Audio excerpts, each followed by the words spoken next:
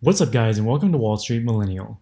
Today we're looking at some recent developments at Gamestop which could be huge for the company's turnaround plans. Keep in mind that we are not financial advisors and this video is for entertainment purposes only. Make sure to do your own research before making any investment decision.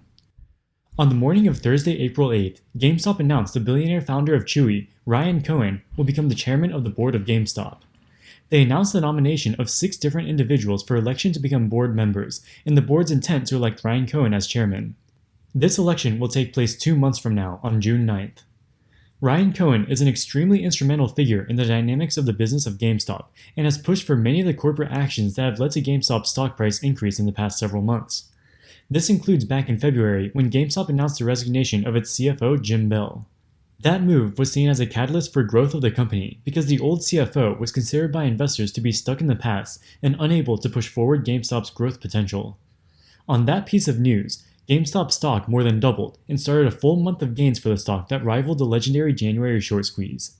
It was rumored that the resignation of the CFO was a direct result of Ryan Cohen pressuring the company to make major changes in order to align with Cohen's vision for the company. This would not be the end of Cohen's activism around GameStop. With the revamp of the board of GameStop, it is clear that Ryan Cohen is pretty much taking over the company. The 6 new board members consist of an incredible amount of Chewy influence, including Alan Attal, who was the COO and Chief Marketing Officer at Chewy. Another new board member is Jim Grube, who was in fact the Chief Financial Officer at Chewy for 3.5 years, and previously held leadership roles at Amazon and Hilton. And at the very top of it all is Ryan Cohen himself, who will now be not only a board member, but the chairman of the board. Another extremely important part of the press release was this single sentence.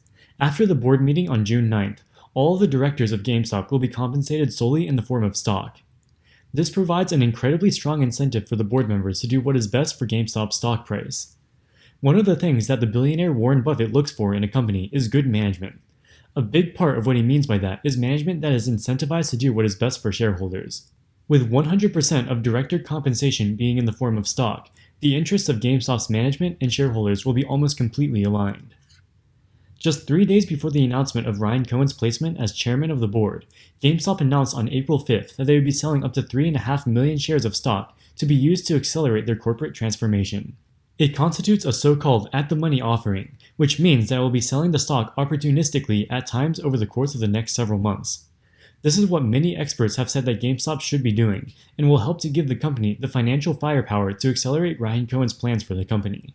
The $1 billion in a war chest, but they had a pretty good balance sheet anyway. This is what people should be waiting for. And those who are selling the stock are not realizing that this is the ability for Ryan, who we don't know that much, been a little bit of mystery. He's got that ice cream cone, to be able to do something. And they've got a supercharged group. But, you know, whenever you do these offerings, there are people who say this busts the short, that this basically makes it so that there's no tightness. I don't think there's been a big short position in GameStop for a long time. So I applaud this. I think it's what was needed. I know I called for it endlessly. And those who are selling off this, I challenge whether they realize that this is the whole war chest that Ryan may need to be able to make this company a different company. So I'm very encouraged by it. Well, so that's my question. How much do you think he really needs to transform this business fundamentally? Because you think about trying to really get into the digital business and compete against the big guys.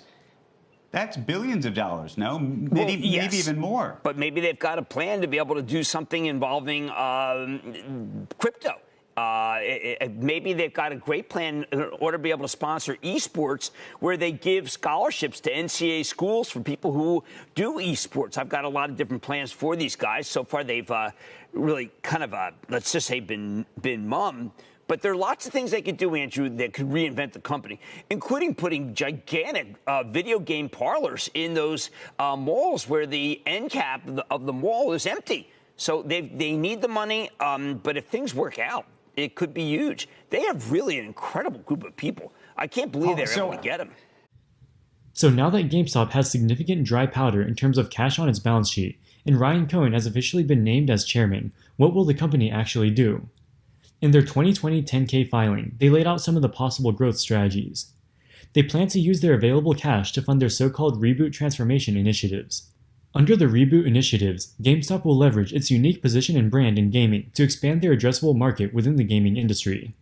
Specifically, they plan to expand the business by shifting the focus from brick-and-mortar stores to e-commerce with Gamestop.com. They say the key areas of future investments include improving presentation and content, as well as the functionality, general search, and navigation across the customer-facing digital channels. This is just a fancy way of saying that they're going to upgrade their website. In addition to upgrading the website, they plan to strengthen and deepen their information technology, analytics, marketing, and e-commerce teams and capabilities. They finally plan on upgrading their fulfillment operations to improve delivery capabilities to reduce delivery times and shipping costs. From these statements in the 10K, it is clear that Ryan Cohen is going all in on e-commerce.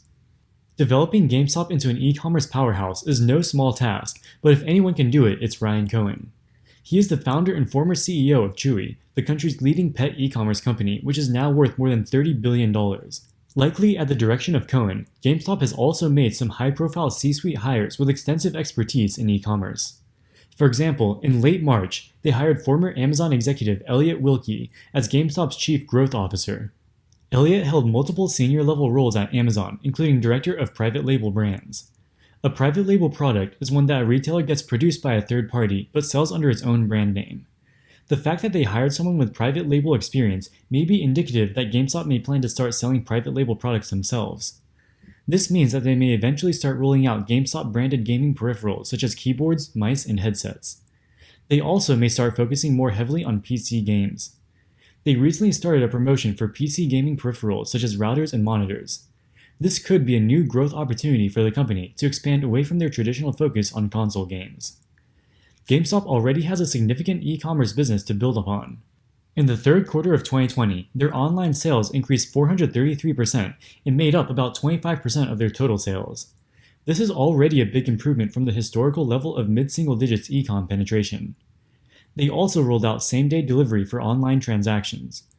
They also developed a new GameStop app which can be used to order products online. In 2021, they plan to expand the features of the app to include a gamer newsfeed and digital wallet. These features could boost customer engagement with GameStop and drive more e-commerce sales. GameStop's brick-and-mortar retail stores were once considered a liability to the company, but they are actually an extremely valuable asset for e-commerce fulfillment. GameStop has 3,192 physical retail locations in all 50 states. They even have 2 stores in Guam. This means that the vast majority of Americans live within driving distance of a GameStop store. They recently started leveraging these stores to offer same-day delivery that is fulfilled from their stores. If you order an item before 3 p.m., a delivery driver will pick it up from your local GameStop store and bring it to your home by 9 p.m. This is even faster than Amazon Prime same-day delivery, which only promises to deliver your item by 10 p.m. Alright guys, that wraps it up for this video. What do you think about Ryan Cohen being appointed as chairman? Do you think their turnaround plan will work? Let us know in the comments section below. Also, check out our second channel, WSM Research, where we publish DD on high-growth tech stocks. As always, thank you so much for watching, and we'll see you in the next one. Wall Street Millennial, signing out.